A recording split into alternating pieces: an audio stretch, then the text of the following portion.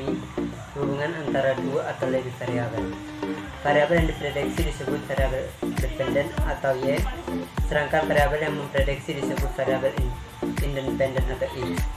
Analisis regresi sederhana menganalisis hubungan antara satu variabel dependen dan satu variabel independen. Materi berikut adalah manfaat analisis regresi sederhana. Yang pertama dalam bisnis. 1. Memprediksi penjualan berdasarkan harga dan iklan. Yang kedua, menganalisis pengaruh tingkat kepuasan pelanggan terhadap loyalitas. Manfaat yang kedua dalam pendidikan, yaitu 1. Menentukan hubungan antara waktu belajar dan nilai ujian. Yang kedua, menganalisis pengaruh fasilitas sekolah terhadap hasil belajar siswa. Manfaat yang ketiga dalam kesehatan, yaitu 1. Mengetahui hubungan antara pola makan dan risiko penyakit. Yang kedua, memprediksi tingkat kebugaran berdasarkan usia dan aktivitas fisik.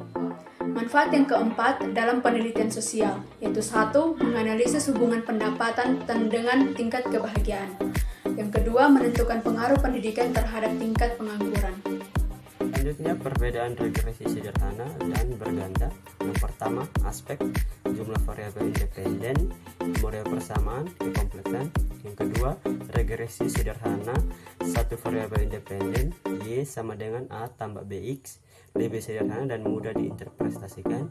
Yang ketiga, regresi berganda, dua atau lebih variabel independen, Y sama dengan A tambah B1X1 tambah B2X2 tambah BNXN, lebih kompleks karena lebih banyak melibatkan variabel. Selanjutnya adalah contoh penerapan analisis regresi sederhana. Nah, contoh penerapan analisis regresi sederhana yang pertama adalah dalam bidang pendidikan. Studi, apakah jumlah jam belajar mempengaruhi nilai ujian? Nah, berdasarkan studi yang ada, dapat ditentukan X independen yaitu jam belajar, Y dependen sama dengan nilai ujian. Hasil persamaan regresi, Y sama dengan 50 ditambah dengan 5X. Interpretasi, setiap tambahan 1 jam belajar, nilai ujian meningkat 5 poin.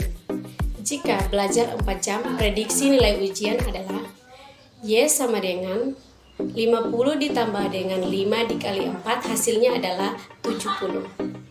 Dari yang berikut kita akan masuk pada contoh soal regresi sederhana. Yang pertama adalah seorang peneliti ingin mengetahui hubungan antara jumlah jam belajar X dan nilai ujian Y. Berikut data yang diperoleh dalam bentuk tabel.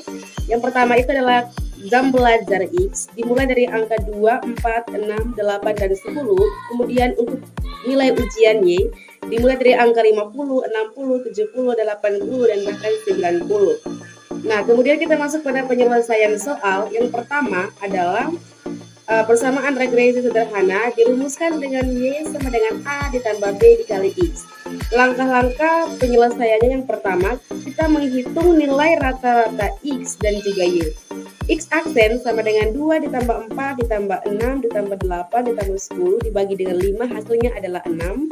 Kemudian untuk Y aksen sama dengan 50 tambah 60 tambah 70 tambah 80 tambah 90 dibagi dengan 5, hasilnya adalah 70. Kemudian kita menghitung nilai B. B sama dengan sigma dalam kurung XI dikurangi X aksen dikali dengan YI dikurangi dengan Y aksen dibagi dengan sigma dalam kurung XI dikurangi X aksen dipangkatkan dengan 2. Setelah perhitungan, hasil B-nya adalah 5. Kemudian yang ketiga kita menghitung A. A sama dengan Y aksen dikurangi B kali X aksen sama dengan 70 dikurangi dengan 5 dikali 6 sama dengan 40. Maka persamaan regresinya adalah Y sama dengan 40 ditambah 5X. Prediksinya adalah jika seseorang belajar 7 jam, maka nilai ujian diprediksi Y sama dengan 40 ditambah 5 kali 7, hasilnya adalah 70. Yang berikut adalah contoh soal analisis regresi sederhana yang kedua, yaitu hubungan antara suhu ruangan X dan konsumsi energi AC Y diukur sebagai berikut. Suhu 20, energi 450, suhu 25, energi 500, suhu 30, energi 550, suhu 35, energi 600. Penyelesaian yang pertama menggunakan langkah serupa model persamaan regresi yang dihasilkan adalah Y sama dengan 350 ditambah dengan 10X. Prediksi konsumsi energi AC pada suhu 28 derajat Celcius, yaitu Y sama dengan 350 ditambah 10 dikali 28 sama dengan 630 Watt. Yang berikut adalah gambaran pengerjaan di Excel untuk soal nomor 1 tentang hubungan jam belajar dan nilai ujian di bagian sebelah kiri, serta soal nomor 2 tentang hubungan antara suhu dan energi AC itu di bagian sebelah kanan.